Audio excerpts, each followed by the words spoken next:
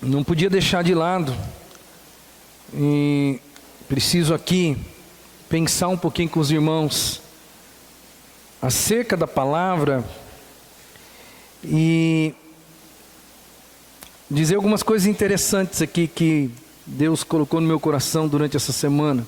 Salmo 19.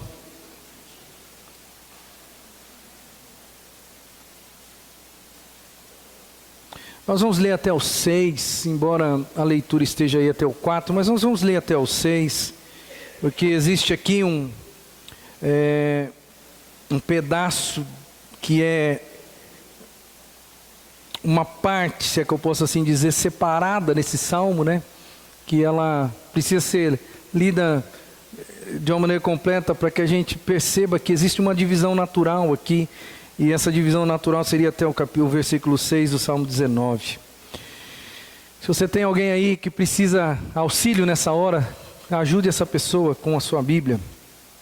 Diz a palavra do Senhor o seguinte: os céus declaram a glória de Deus, o firmamento proclama a obra das suas mãos.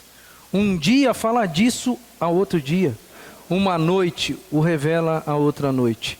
Sem discurso nem palavras, não se ouve a sua voz, mas a sua voz ressoa por toda a terra, e as suas palavras até os confins do mundo.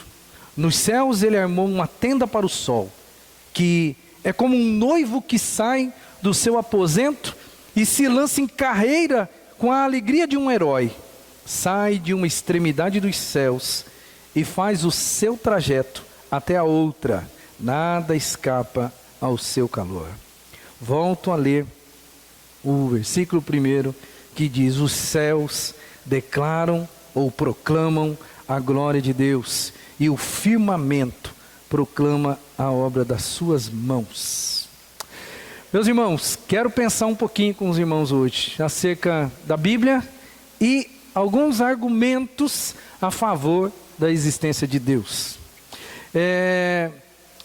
Crer em Deus, a crença em um Deus, na verdade é algo que acontece no mundo todo, em todos os tempos. Talvez não do jeito que a gente vive hoje, porque o crer em Deus, antes da revelação de Deus para o mundo, o ser humano, ele se reportava de alguma forma a uma divindade suprema. Sem conhecer, ele tinha um instinto natural para adorar. Ele tinha um instinto natural para se dobrar diante de algo que ele achava grande. É por isso que antes mesmo da revelação de Deus, do Deus Todo-Poderoso aos homens, os homens já buscavam a divindade, buscavam uma divindade sobrenatural. Isso em todos os tempos, em todos os povos, em todas as culturas, a gente vê relatos disso. Por isso que o homem, ele é um ser que no comportamento dele, ele é um ser religioso. Ele busca de uma maneira intuitiva. E essa crença, eu coloco aí a imagem de um índio, porque o índio, ele não tem ninguém ao seu lado, ele não teve um ensinamento. Eu não penso no índio de hoje. Eu quero que você pense em alguém que viveu solitário, né, num lugar totalmente ermo, sem nenhuma comunicação com nada e nem ninguém. E de repente essa pessoa se vê numa necessidade de adorar alguma coisa. E aí ele vai adorar o sol, ele vai adorar a lua, ele vai adorar alguma coisa que ele sente que é maior que ele. Por quê? Eu só estou dizendo isso para dizer para você que o ser humano tem uma necessidade, né, lá no fundo da alma, ele tem um ímpeto de adorar. A Bíblia diz que os céus declaram a glória de Deus e o firmamento proclama a obra das suas mãos. Essa crença que está no fundo da alma do ser humano, não foi uma crença ensinada, não foi uma crença aí que se aprendeu em escola, não foi uma crença nem mesmo que foi passado dentro de casa de tradição familiar. É algo intuitivo do ser humano, mas ao mesmo tempo é algo racional. eu quero hoje pensar com você, pensar mesmo com você, acerca de argumentos a favor da existência de Deus. Porque a Bíblia em si, hoje é dia da Bíblia, a Bíblia, ela tem uma particularidade. A Bíblia, ela não é o papel dela, e ela não cumpre esse papel de provar a existência de Deus. Se você ler a palavra, você vai descobrir que não é o ponto-chave da Bíblia provar a existência de Deus. Ela trabalha, a Bíblia, por si só, ela trabalha com a certeza da existência do ser divino. Ela trabalha com a certeza de Deus. Ela não é um livro para provar para você que Deus existe. Não é. Por quê? Porque o ser humano, desde que foi criado, e eu, na minha concepção, é claro, porque eu sou pastor e creio na palavra, na minha concepção, todo ser humano tem esse intuito, tem lá no fundo do coração, de uma maneira intuitiva e ao mesmo tempo racional, tem uma necessidade de buscar a Deus. Por quê? Porque já quando o ser humano saiu do jardim do Éden, Adão e Caim, chegou um determinado momento que os dois resolveram adorar a Deus. E os dois fizeram do seu jeito. Caim fez do seu jeito, a sua adoração, o seu sacrifício, e Abel fez o seu sacrifício. Os dois homens que vieram depois de Adão e Eva, os dois, eles já fizeram esse negócio. Eles já adoraram. Então, na minha concepção, eu olho para trás e vejo, essa intuição de adorar a Deus, essa necessidade, ela é lógica, porque de fato, na raiz do ser humano, na primeira família, isso já aconteceu. Isso já era algo praticamente necessário, se é que eu posso assim dizer. E eu digo que essa necessidade, ela se origina na alma do ser humano.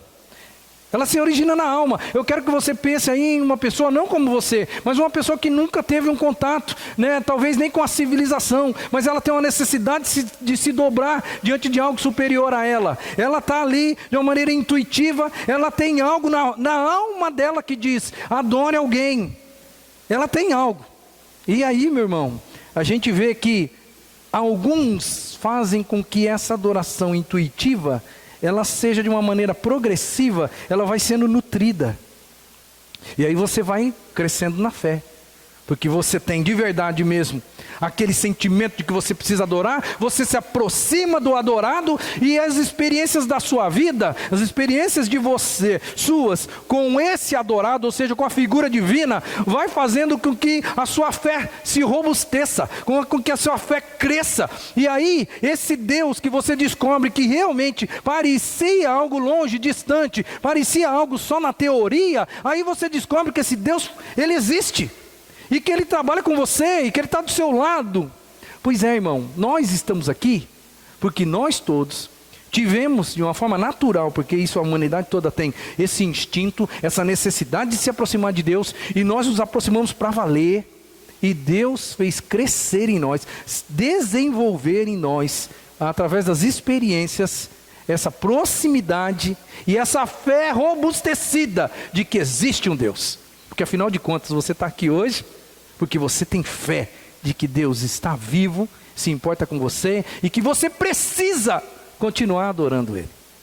Mas essa necessidade está na alma de todo ser humano. Quero ler com você um texto que vai mostrar para você aquilo que o apóstolo Paulo já dizia aos romanos, ou já queria explicar aos romanos, e explica para a gente também hoje. Olha só que o texto maravilhoso. Eu fiz com que algumas palavras fossem destacadas para você entender a essência do texto. Diz assim: pois o que de Deus se pode conhecer é manifesto, ou seja, está aí. É manifesto entre eles porque Deus lhe manifestou. Pois desde a criação do mundo, o quê? Os atributos invisíveis de Deus, seu eterno poder, a sua natureza divina, têm sido vistos claramente, sendo compreendidos por meio das coisas criadas, de forma que tais homens, e ele está falando da humanidade, tais homens são indesculpáveis. Ou seja, Todas as pessoas um dia, elas vão encarar o julgamento. E lá no julgamento, ninguém vai poder dizer que não conhecia Deus, ou que não sabia, melhor dizendo, a respeito de Deus. Porque o texto do Salmo 19 diz que os céus proclamam a glória de Deus e o firmamento anuncia as obras das suas mãos. E o texto de Romanos vai dizer assim que o que dá para conhecer de Deus, olha as palavras em amarelo, o que de Deus se pode ser manifesto, né? Pode conhecer, é manifesto. O que é manifesto? Os atributos invisíveis de Deus, o eterno poder dele, a natureza divina dele, são vistos claramente e podem ser compreendidos. Qualquer pessoa nesse mundo que consiga enxergar a natureza num contexto global, não tem como dizer que não existe uma figura divina. Não tem como dizer. É como se alguém te desse uma caixinha com uma rosa em todo o seu esplendor lá dentro, mas fechada. E essa pessoa desse uma caixinha fechada para você, e você pegasse essa caixinha na mão, você não consegue enxergar nada, mas de repente você faz assim, e você respira fundo e você vai dizer: tem uma flor aqui dentro.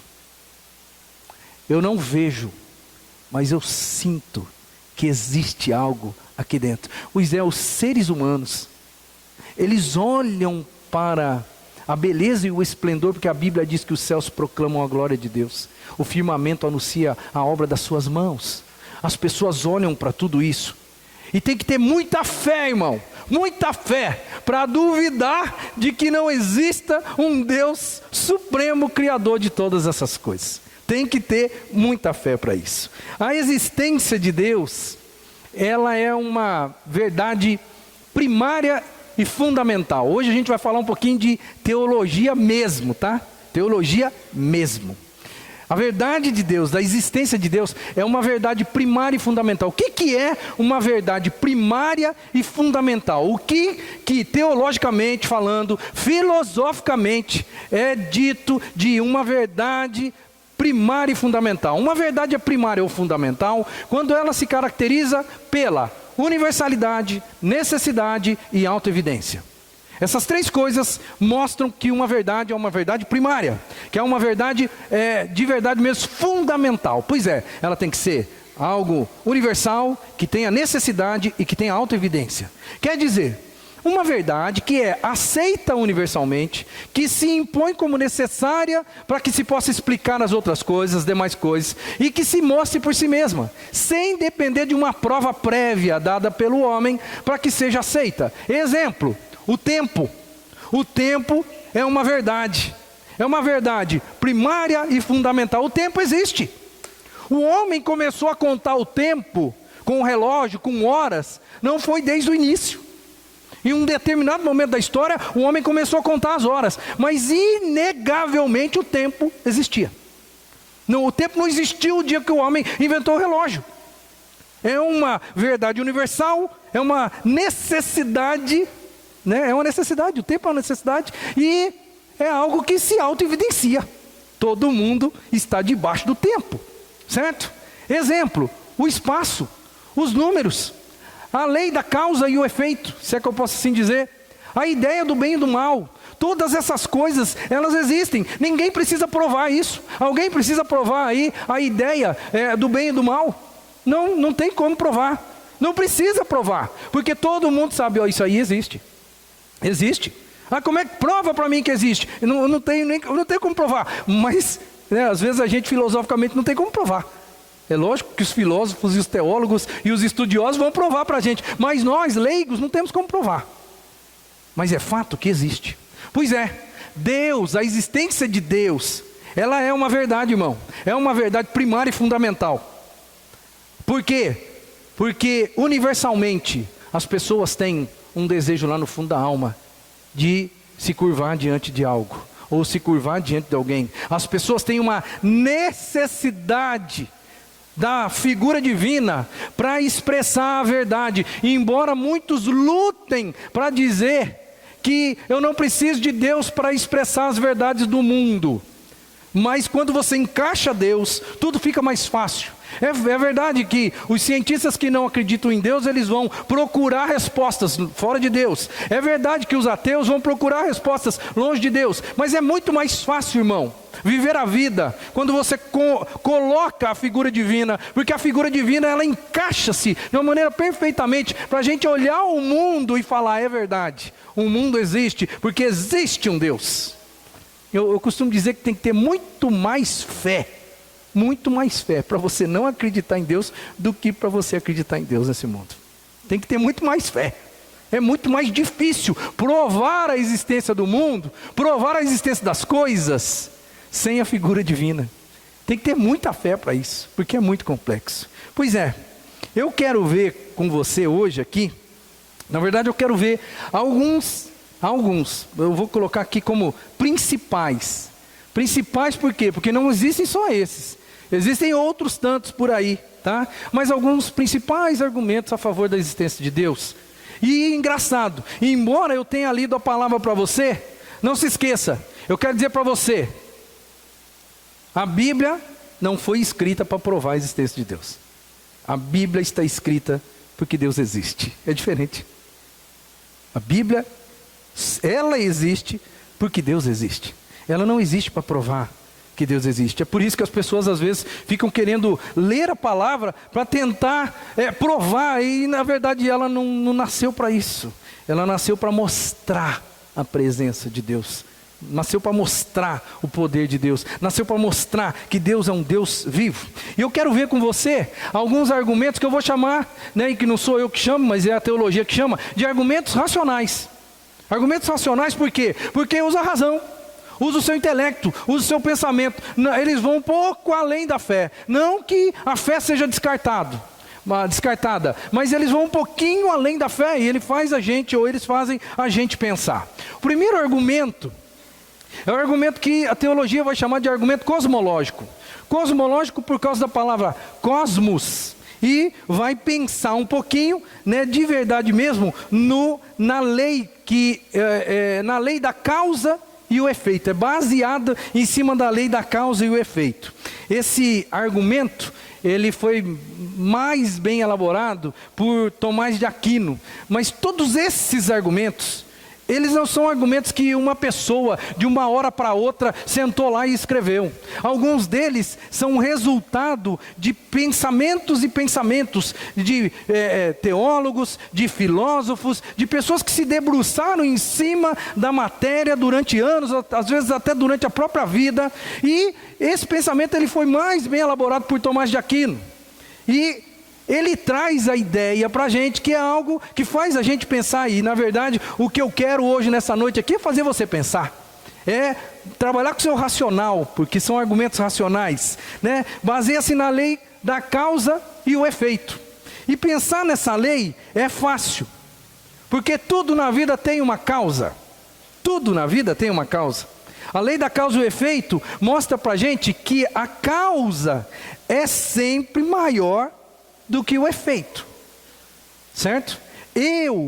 Se eu pegar isso aqui, sou eu que estou pegando, a causa sou eu, e eu tomei a liberdade, a causa, eu sou maior do que isso aqui. Eu sei que é uma explicação um pouco esdrúxula, meio simples, mas eu sou a causa desse negócio aqui mover-se. Ele não se move sozinho.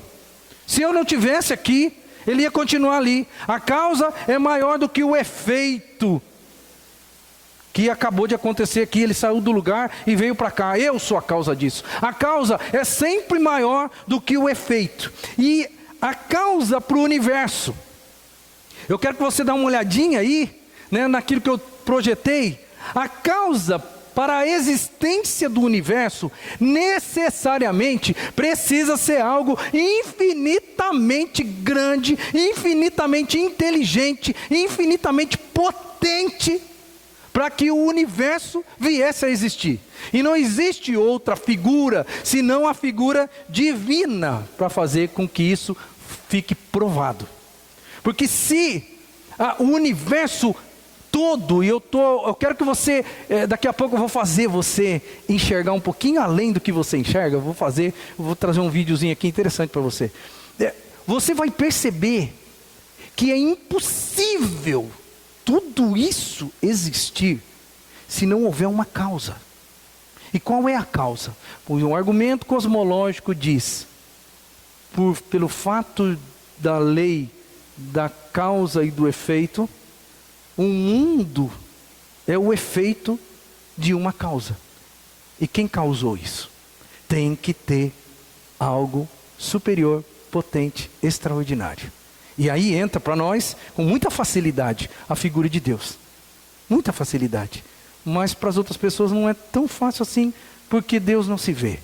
Mas a Bíblia diz, a natureza, as coisas criadas, elas proclamam a glória do Deus Altíssimo. Eu quero ver agora, quero assistir um vídeo com você. Esse vídeo, eu quero, para você entender bem esse vídeo, nós vamos olhar o mundo de 10 em 10.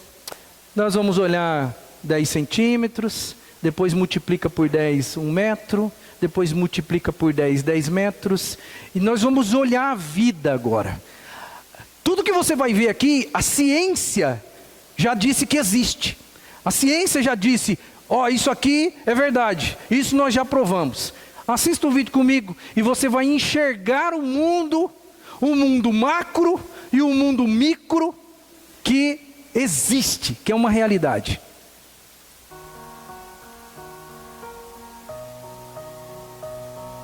Um metro, 10 metros, 100 metros, e eu estou subindo. Vamos dar uma olhadinha no mundo. 10 quilômetros, 100 quilômetros, 1000 quilômetros, 10.000 quilômetros, 100.000 quilômetros. Olha a Terra ali, olha a Lua, a órbita da Lua. Agora vamos sair da Terra, 10 milhões de quilômetros. Vamos começar a enxergar os planetas. Olha o Sol lá no meio. Todos os planetas girando em torno do Sol. Aí você pensa, o mundo acabou. Não, o mundo não acabou. 100 bilhões de quilômetros de distância. 1 trilhão de quilômetros de distância. O Sol vai começar a sumir. 1 ano-luz de distância. 10 anos-luz. 100 anos-luz de distância. 1000. 10.000 anos-luz de distância.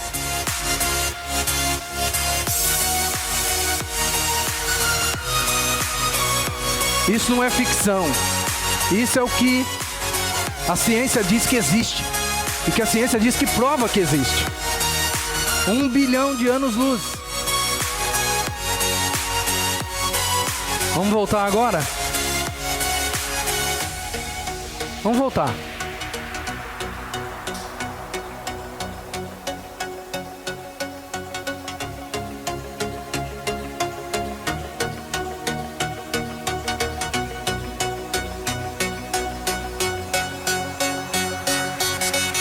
A gente viu no macro. A gente saiu do ser humano e foi para o macro. Agora, vamos enxergar cada vez mais próximo. Como se a gente estivesse num microscópio agora, tá? Num microscópio. Você está a 10 centímetros da pessoa. Você agora está a 1 centímetro da pessoa. E agora como se tivesse um microscópio. A 1 milímetro. A 100 micrômetros.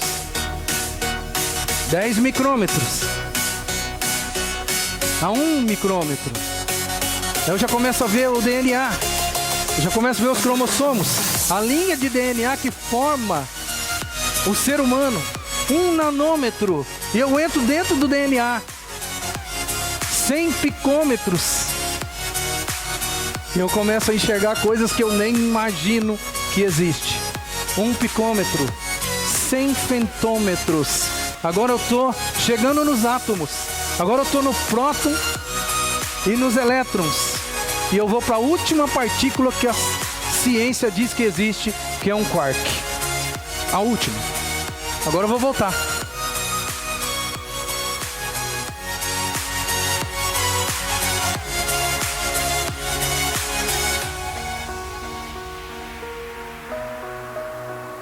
Isso é o que existe.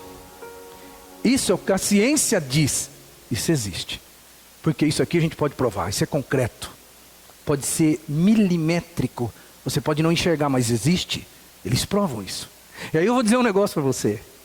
Você foi e você voltou. Você foi para dentro do ser humano e voltou. A lei cosmológica diz que tudo na vida tem uma causa e um efeito. E o mundo, o ser humano, não é a causa. Nós somos um efeito. Tem que existir algo grandioso. Tem que existir algo potente. Tem que existir algo glorioso. Glorioso, irmão. Glorioso. Que leve a gente a entender. Alguém fez tudo isso. Para mim é fácil. É só colocar a figura de Deus. E aí tudo se encaixa. Olha o que o texto vai dizer. É o mesmo texto que eu coloquei antes. Sendo compreendidos por meio das coisas criadas. É impossível você ser cientista e você não chegar à conclusão de que tudo é muito complexo, tudo é muito lindo, tudo é muito maravilhoso, para não ter, para ser obra do acaso. Obra do acaso. Aconteceu. Bilhões e bilhões de anos. Aconteceu. A lei da causa e o efeito vai dizer para a gente que as coisas são... existe uma causa, existe um efeito para todas as coisas. É uma lei. Tudo na vida tem uma causa. Tudo. Toda essa grandeza que você viu aí. E o segundo argumento. É um argumento chamado ontológico. O argumento ontológico vem da palavra grega ontos, que significa ser, o ser. Foi desenvolvido por Anselmo. Anselmo também foi outra pessoa que se debruçou em cima disso. Baseia-se no quê? Baseia nas ideias abstratas do ser humano. Todo ser humano tem uma ideia, ideias abstratas das coisas, todo mundo. O homem, ele tem a ideia, todo homem tem a ideia de um ser, da existência de um ser absolutamente grande, maior do que ele. Todo homem tem dentro de si essa ideia abstrata. E se todo homem tem, se esse fenômeno é um fenômeno universal, de que realmente tem que existir, eles vão dar nomes diferentes. Cada um vai dar o seu nome. Se você conversar com um budista, ele vai pensar de um jeito. Se você conversar com um cara espírita, ele vai ter outra visão, mas ele vai dizer, não, tem que ter alguma coisa aí. Se você vai conversar com um cara da Seixonoye, ele vai dizer, não, tem alguma coisa além. Se você pode conversar com qualquer pessoa. O mais pessimista dos homens vai dizer, olha, nós morremos e o negócio acabou. O mais pessimista, não vou dizer que não exista, mas dentro de uma ideia geral e global, a maioria do ser humano, a maioria, ela crê que vai existir alguma coisa além da vida. Você já foi, todo mundo aqui já foi em velório, não foi? Todo mundo já foi. E é engraçado que no velório, não importa quem está no caixão. Não importa quem está no caixão. Todos eles estão numa melhor. É ou não é? Todos eles estão numa melhor. Ele pode ter vivido uma vida do jeito que quis aqui, mas existe no inconsciente coletivo a ideia de que aquela pessoa saiu deste plano de vida, seja espírita, seja quem for, saiu deste plano de vida e foi para um plano melhor. Ou seja, no inconsciente do ser humano existe uma necessidade de que realmente não acaba aqui e que tem alguma coisa a mais. Ou seja, existe uma ideia abstrata no coração, na mente, na alma do ser humano, de que existe algo ou alguém absolutamente perfeito depois dessa vida. Então isso inclui a existência de fato de um ser maior do que nós. Porque quando você tem essas ideias abstratas coletivas, o ser humano ele tem percepção do mundo. Ele percebe o mundo objetivo, as coisas que eu posso pegar. Ele tem percepção das coisas subjetivas. E ele tem percepção do mundo espiritual, religioso. E quando a gente tem percepção das coisas, né, as pessoas que elaboraram essa teoria, né, essa argumentação, eles dizem que sim, todas essas questões de percepção, existe aqui quem percebe o que é percebido, né, a coisa percebida e o ato de perceber. Se eu percebo alguma coisa, lá no fundo é porque essa coisa, de fato, ela existe. então isso pressupõe a ideia de um Deus criador de todas as coisas. Porque o ser humano pressupõe, ele entende, ele tem na ideia, ou seja, no seu ser, uma ideia que é necessária para ele viver. Por que eu digo que é necessária? Porque ninguém tem a coragem de dizer, ó, nós morremos, acabou. Acabou. As pessoas tendem, parece que é inconsciente o negócio. E eles falam daquilo, dessa coisa inconsciente. Então logo, se eu percebo isso, é porque isso existe. Mais um argumento. O argumento moral. O argumento moral, ele vai se basear na consciência que o homem tem. Todo homem, seja cristão ou não, todo homem, ele tem a consciência do bem e do mal. É ou não é? Ele pode escolher o mal, mas mesmo escolhendo o mal, ele tem a consciência de que existe o bem.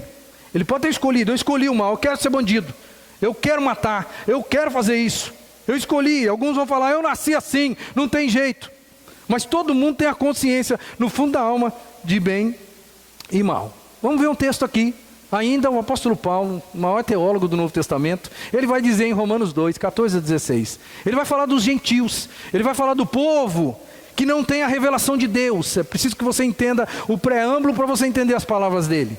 Ele está falando para o povo, dizendo assim, olha, os gentios, ele está falando para judeus, mas ele está falando acerca dos gentios. Ele está falando assim, ó, os gentios, Deus não se revelou para eles não conhecem Deus, mas eles têm uma lei dentro do coração, a lei do bem e do mal. E eles, aí entra na história comigo, ele vai falar assim, de fato, quando os gentios que não têm lei, praticam naturalmente o que ela ordena, ou seja, o que a lei ordena, tornam-se lei para si mesmos, e embora não possuam a lei, pois mostram que as exigências da lei estão gravadas em seus corações. Disso dão testemunho também a consciência e o pensamento deles, ora acusando-os, ora defendendo-os. Isso acontecerá no dia em que Deus julgar os segredos dos homens, mediante Jesus Cristo, conforme declara o meu Evangelho. O que Paulo está deixando claro aqui para a gente nas entrelinhas do texto, ele está dizendo, olha, os gentios que não têm um código de lei, não tem uma lei para dizer, olha, isso aqui é de Deus. Esses gentios, eles têm as exigências da lei gravadas no coração deles. Ninguém falou para eles que eles tinham que fazer o bem, e eles fazem o bem. Ninguém disse para eles que eles deviam fazer isso e não fazer aquilo. Eles fazem isso por natureza. Ou seja, existe dentro do ser humano uma consciência de bem e do mal. A criança nasce, e mesmo se você não ensinar para ela, ela vai saber o que é bom, ela vai saber o que é ruim, ela vai saber como se comportar, e ela vai saber lá no fundinho da alma se ela está se comportando mal. Ela vai saber. O ser humano tem isso dentro do coração dele, e vou além. O ser humano, ele entende que ele deve responder pelo mal que ele pratica. Todo ser humano tem isso no fundo da alma. Isso deduz-se a existência de um juiz que vai julgar. Porque lá no íntimo do coração de todo ser humano tem a ideia do bem e do mal. Lá no íntimo do coração do ser humano, a pessoa que pratica o mal, ela, lá no fundinho, ela tem medo do castigo. Castigo de quem? Castigo de quem? O cara pode até ser ateu, mas lá no fundo ele pensa assim, alguma coisa ruim vai acontecer comigo. E tem uma outra coisa interessante que hoje a gente está pensando, né? Eu imagino que você está aí fervilhando a cabecinha hoje, né? Hoje a gente está pensando um pouquinho mais do que os outros dias. Eu fico imaginando que a gente vive num mundo que tem uma ordem moral, não tem? Nós vivemos num mundo onde existe o bem, existe o mal. E engraçado que a retribuição do bem e do mal, ela parece que nunca é satisfeita. Porque é engraçado que as pessoas que fazem o bem, né, as pessoas que elas têm a oportunidade de seguir dois caminhos na vida, o bem ou o mal. E as pessoas que fazem o bem, nem sempre, irmãos, elas se dão bem. Você já notou isso? Que as pessoas às vezes que fazem o bem, elas se dão mal. E as pessoas que fazem o mal, elas se dão bem, não negócio meio estranho, é um paradoxo esse treco. Porque daí você começa a pensar, peraí, vale a pena fazer o bem? Porque parece que quem faz o bem também se dá mal, e parece que quem faz o mal às vezes se dá bem. Então existe no coração do ser humano aquela ideia, para onde que eu vou? Para que lado eu vou? Porque a retribuição às vezes não é justa. Às vezes não é justa. Pois é, baseado nessa lei da retribuição, é que tem que existir, irmão, para corrigir esse desequilíbrio de recompensa, tem que existir um ajuste futuro. E no coração de todo ser humano, existe a ideia de que vai haver um ajuste futuro. Porque o cara continua fazendo bem. Presta atenção, você é um cara bom, você está do lado do bom, do bem, você faz o bem, e você começa a ver o seu vizinho que está do lado mal, está fazendo mal e está se dando bem. Mas você persiste em ficar do lado do bem. Por que que você persiste? Porque lá no fundo da sua alma você fala assim, um dia, vai haver uma correção disso aqui. É melhor eu ficar aqui. Aparentemente eu não estou me dando tão bem quanto eu pensava, mas é melhor. É por isso que você não sai do lado do bem, porque existe uma consciência moral no ser humano.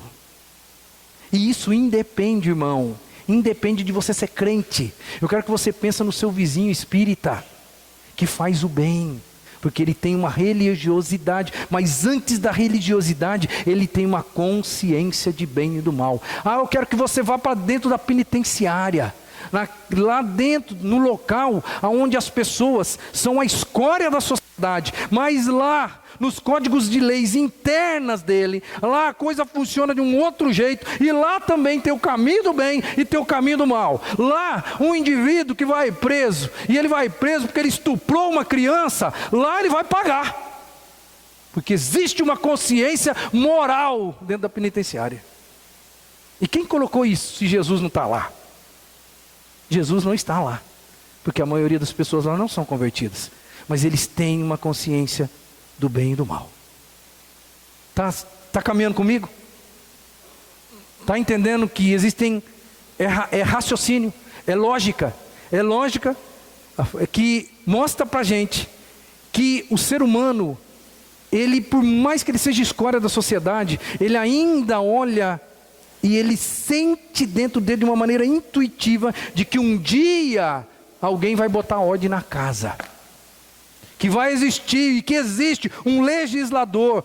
O homem, ele crê na justiça, e ele espera pela justiça, mesmo que ela não venha aqui na vida. Isso requer a existência de um Deus legislador e juiz ao mesmo tempo, porque ele colocou essa consciência moral.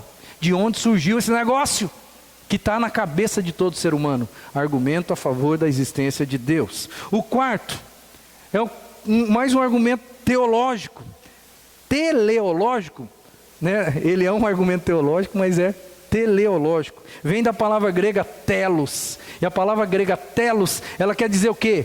Finalidade, propósito, desígnio das coisas. Vamos ver mais um texto bíblico. Eu volto a dizer, a Bíblia não foi escrita para provar a existência de Deus, mas a Bíblia mostra um Deus vivo. A Bíblia aponta para um Deus todo-poderoso. A Bíblia diz em Salmo 33:9, pois Ele falou e tudo se fez. Ele ordenou e tudo surgiu. A Bíblia continua em Gênesis, e Deus viu que o que havia feito, e tudo havia ficado muito bom. Muito bom. Eu quero que você agora se reporte de novo aquilo que a gente viu no vídeo. Deus criou, tintim por tintim, e talvez muito mais, porque tem coisas ali que a ciência ainda não conseguiu enxergar. A ciência não conseguiu enxergar tudo ainda. E Deus criou tintim por tintim. E aí eu vejo essa palavra de Gênesis 1:31, quando viu Deus toda a criação, e depois que Ele viu toda a sua criação, Ele disse, ficou bom. Você não acha que ficou bom? Quando você olha aquele videozinho que foi passado, ficou bom, não ficou? Ficou ótimo, irmão. Ficou muito melhor do que eu podia imaginar. A lei teleológica, ou o argumento teleológico, ele baseia-se na ideia do propósito e do desígnio, que se verifica na ordem das coisas. Tudo está em ordem. A natureza está em ordem. O corpo humano, que a gente entrou dentro do corpo humano hoje, o corpo humano tem uma ordem. E se alguma coisa criar uma desordem no seu corpo, você vai ver que o negócio vai ficar difícil. Existe uma ordem em todas as coisas. Se você pegar a natureza como um todo, você vai ver que a natureza tem uma ordem. Aonde nascem os rios? Aonde nascem os rios? Para onde eles vão? E eles continuam nascendo, e eles continuam descendo e indo para o mar. E isso desde que o mundo é mundo, nunca parou. Pode ser que aqui ou ali, um lugar ficou mais escasso e o rio secou. Mas no geral, o mundo ele está girando. As coisas estão acontecendo desde que o mundo é mundo e nada saiu da ordem. Aliás, dizem os cientistas que se o globo terrestre, se ele andasse no seu sistema de rotação, se ele andasse um pouco mais rápido do que anda, nós estaríamos todos mortos. Todos nós estaríamos mortos. Uma catástrofe total.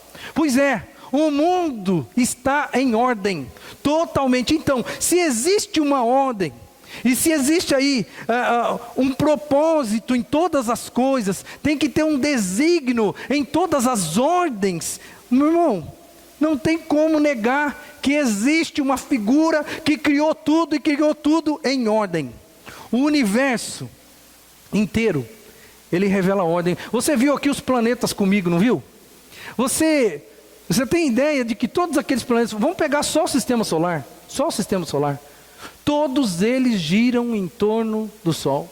Todos eles giram do mesmo jeito, no mesmo tempo. Não, cada um tem o seu tempo diferente, mas dentro da sua individualidade, no mesmo tempo. Eles não saem do lugar e eles continuam girando. E eles estão ali. E nós vamos morrer e eles vão continuar ali. Vamos só nos deter no sistema solar. Só isso. As coisas continuam a acontecer porque existe uma ordem. Tem que existir um ser inteligente que planejou tudo isso. Não dá para pensar que isso é obra do acaso. Olha para a Terra, olha para o universo, tudo tem um funcionamento perfeito. Por que nós temos 4 estações? Por que nós temos? Isso é fruto do acaso? Não é. Isso é fruto de uma rotação e de uma translação que acontecem, quer você queira ou não, está acontecendo nesse momento. Não importa se a gente é crente, não importa se a gente acredita, não importa se a gente não acredita, o mundo está em ordem, está numa ordem perfeita. E se mover um pouquinho, irmão, só um pouquinho, você notou que a Terra é meio assim, né? Não é que a Terra é assim, é que a gente, né? Acho que a gente que está torto. Se aquele globo ficasse assim, ó, a gente ia ter um problemão,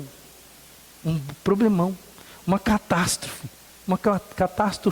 global, só por causa de uma mudança. Se a Terra se movesse do seu eixo, só um pouquinho, nós iríamos ter um grande problema. Platão pensou nesse negócio, Leibniz, um monte de filósofo, de teóricos, de teólogos, de teóricos, pessoas sentaram em cima disso e olharam e falaram assim, ó, não tem jeito, tem que existir um ser supremo. O Platão falou isso. Você sabia disso? Isso a gente não aprende na escola, mas o Platão teve que se dobrar diante do argumento teleológico. Ele disse, não tem jeito se não colocar uma figura de alguém super poderoso aí, porque se não colocar, não fecha. O Platão fez isso. Dá uma olhadinha. Tem um teólogo da atualidade, eu não sei se ele já é morto, A.B. Langston. Homem super conhecido aí, autor de obras teológicas fantásticas. Ele disse assim, você pode olhar um navio no cais, parado, totalmente carregado. E você pode ter 2 visões a respeito disso daí. A visão, entre aspas, evolucionista. A visão evolucionista vai dizer para você que as coisas foram acontecendo em bilhões e bilhões e bilhões de anos, e as coisas foram acontecendo, o ferro foi se juntando, e as formas foram tomando forma, as coisas foram acontecendo, e num determinado momento da história, mesmo que seja em bilhões de anos, num determinado momento apareceu o navio. Um navio carregado. A ideia evolucionista é que algo complexo, como o planeta Terra, o universo todo, algo complexo. A vida, inclusive, no planeta Terra, ela surgiu. Há bilhões e bilhões de anos, a coisa foi, e chegou onde nós chegamos. Pois é, olhar para esse navio e falar assim, pois é, existe ferro no universo? Existe ferro na Terra? Existe. O navio é feito de ferro, é feito de eu não sei que tipo de metal que é, mas é um metal. É um metal que eles não tiraram do espaço, eles tiraram da Terra. Então, pensar na evolução é pensar que bilhões de anos foram acontecendo e de repente surgiu no cais um navio totalmente carregado, porque a evolução permitiu que isso acontecesse. Agora, pensar, colocando Deus, colocando uma figura de Deus, a gente vai pensar, não, tem que ter alguém que um dia planejou o navio, construiu o navio, colocou as coisas dentro do navio, e ele só fez isso porque ele tinha um propósito para o navio existir. Essa é a visão criacionista da coisa. Porque tem que ter alguém que pensa, alguém que cria e alguém que dá um propósito. Isso é Deus. Então você tem duas maneiras de olhar e enxergar o navio, e tem duas maneiras de olhar e enxergar o ser humano, o planeta e o universo. Qual das duas você resolve, é o que você vai resolver escolher para acreditar?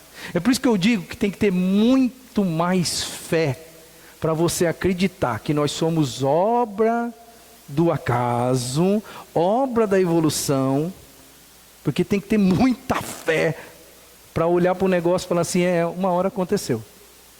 E é muito menos fé, irmão, acreditar que existe uma figura divina que tem todo o poder e criou todas as coisas para um propósito definido.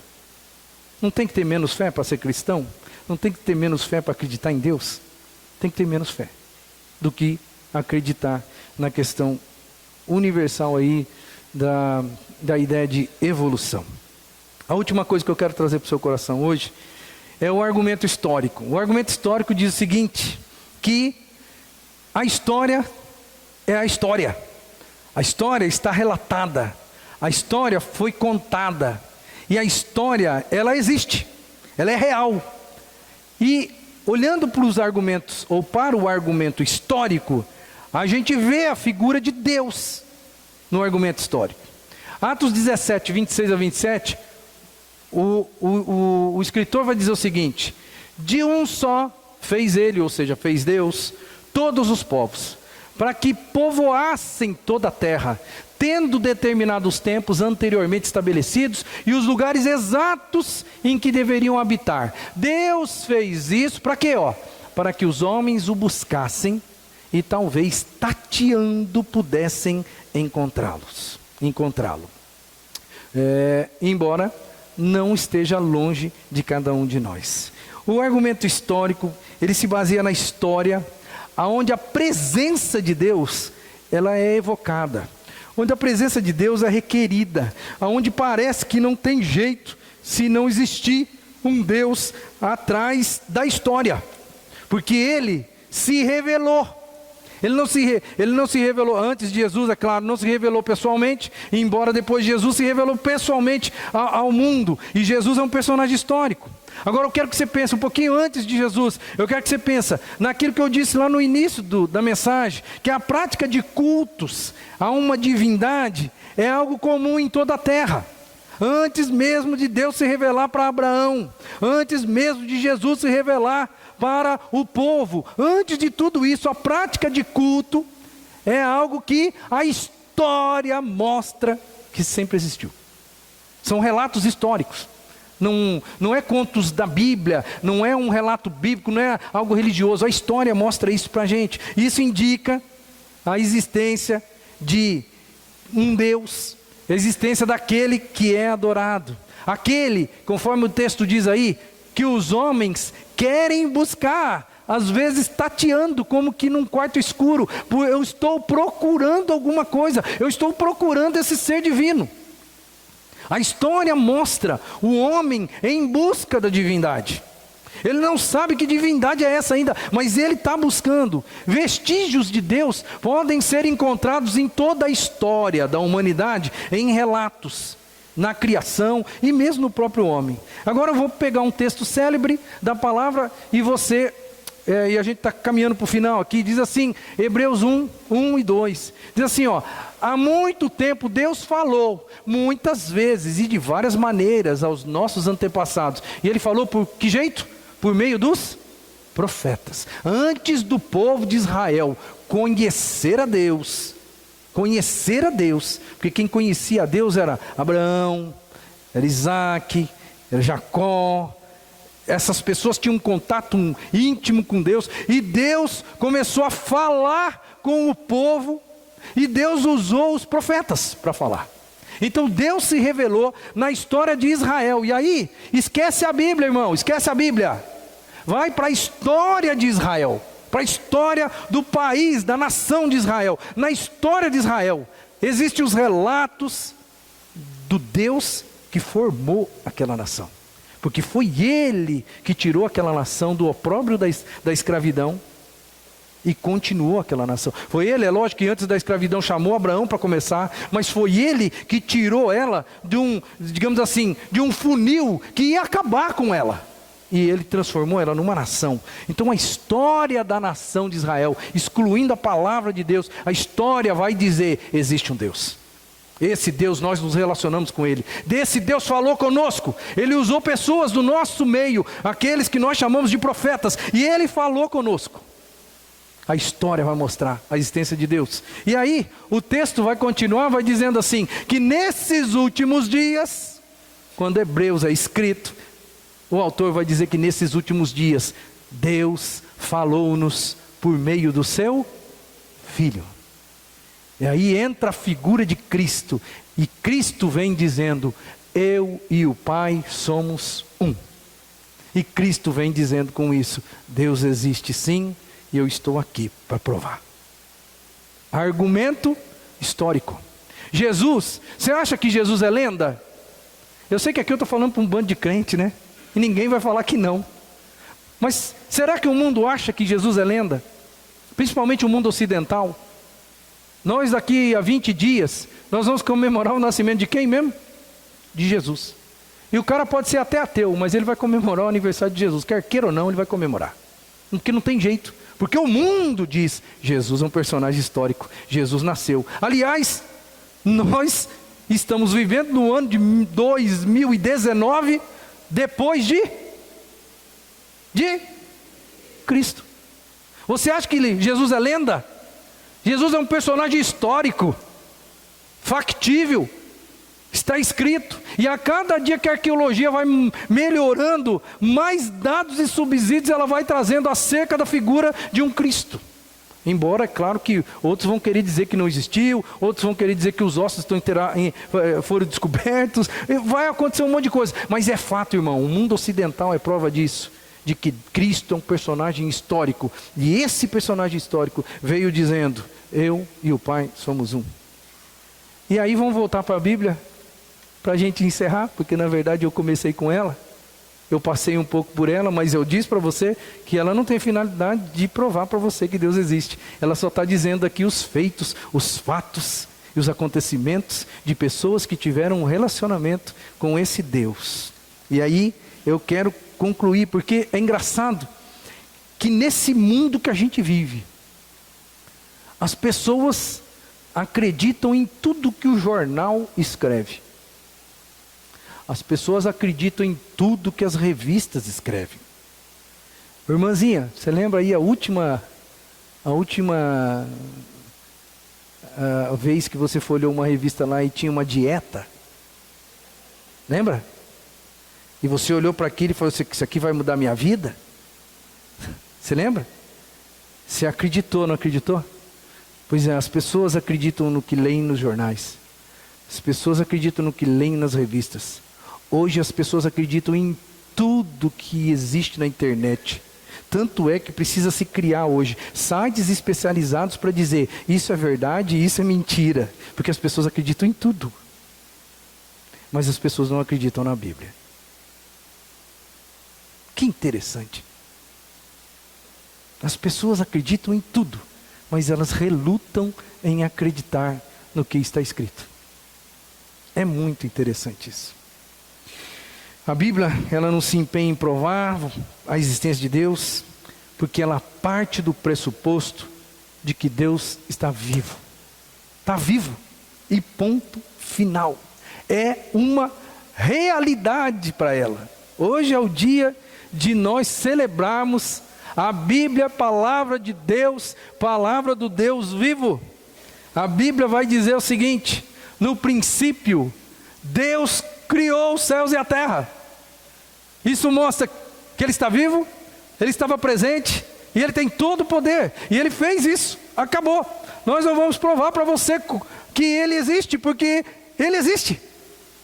Ela quer dizer isso para o ser humano. Hebreus 11:3 vai dizer: pela fé, nós entendemos que o universo foi formado pela palavra de Deus, de modo que o que se vê não foi feito do que é visível, foi feito do invisível, foi feito de Deus. A verdade bíblica, ela é aceita pela fé, e depois ela vai sendo confirmada pelas experiências que a gente tem com Deus.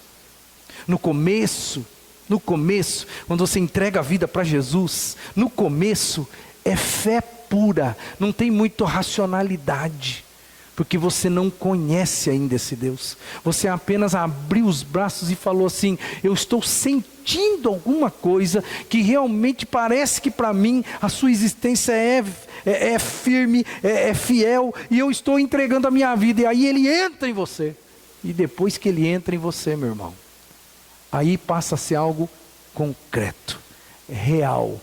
Aí você começa a perceber Deus agindo em você, por você e para você. Você começa a trabalhar com o racional, já não é mais só fé, porque você começa a ver Deus fazendo as coisas. E como é bom você começar a sentir e ver com os próprios olhos e tocar com as mãos aquilo que você tem, que você sabe que é de Deus na sua vida. Aí sai do campo da fé e passa para o campo da experiência. E a experiência vai mostrando para a gente que a Bíblia tinha razão quando ela disse: Deus criou os céus e a terra, criou o mundo, e que nós podemos perceber a verdade através de todas as coisas que estão escritas. A última coisa que eu quero dizer para você, é a última mesmo, tá? É que a Bíblia, esse livro que nós estamos comemorando hoje a existência dele, ela é suficiente para a salvação do homem. Ela conta aí uma parábola, e é a parábola do rico e de Lázaro. Quando o rico vivia a sua vida, Lázaro era um homem doente, era um homem cheio de chagas, cheio de feridas, e diz a palavra que ele ia até a casa do rico para se alimentar dos restos da comida do rico. Mas a Bíblia diz que essas duas pessoas morreram. E um foi para o céu e o outro foi para o inferno. E Lázaro foi para o céu, ilustrado no texto, seio de Abraão, ou seja, para junto de Abraão. E lá, Lázaro todo feliz junto com Abraão. Mas o rico que estava no inferno, diz a Bíblia, o rico conseguiu enxergar, ter um vislumbre de Lázaro, o mendigo que comia, dos restos da sua mesa. Ele via um mendigo no céu, no seio de Abraão, e ele no tormento do inferno. E a Bíblia diz que Lázaro disse: pai Abraão, manda, até no inferno o cara não perdeu o tupete, porque ele falou assim: manda Lázaro. Ele não falou assim, pelo amor de qualquer coisa. Ele não está humilde no inferno, não. Você, por favor, peça para alguém fazer alguma coisa. O senhor, pai Abraão, possa fazer alguma coisa para mim. Não, ele ainda é altivo. Isso mostra que no inferno não existe transformação nenhuma no ser humano. Manda Lázaro pegar o dedo, colocar na água e colocar água na minha língua, porque aqui o negócio é fogo. Manda. E aí Abraão vai dizer: olha, não tem jeito. Quem está aqui não passa para lá. Quem está lá não passa para cá. E aí o cara ainda tupetudo fala assim: manda então Lázaro ir até os meus irmãos, que eu tenho 5 irmãos. Manda Lázaro ir para lá e dizer para eles que esse lugar que eu estou é um lugar real. Ele existe de verdade, porque eles não vão acreditar. E aí a mesma coisa, você não tem jeito. Ainda que um morto ressuscitasse e fosse lá falar para eles, ainda que isso acontecesse, eles não iriam acreditar. E aí vem o finalzinho do texto, e é por causa do finalzinho, só estou contando essa história aqui para você entender bem o enredo, mas o finalzinho vai dizer: deixa que ele os avise, a fim de que eles não venham também para este lugar de tormento. Abraão respondeu: eles têm Moisés e os profetas, que os ouçam. Você sabe qual é a essência dessa frase? Moisés e os profetas é o Antigo Testamento. Você tem que entender que isso foi escrito, é um evangelho. Então nada do Novo Testamento estava escrito. A Bíblia que eles tinham em mente, quando se falava nessa contemporaneidade aí, era só o Velho Testamento. E aí, o que Abraão diz?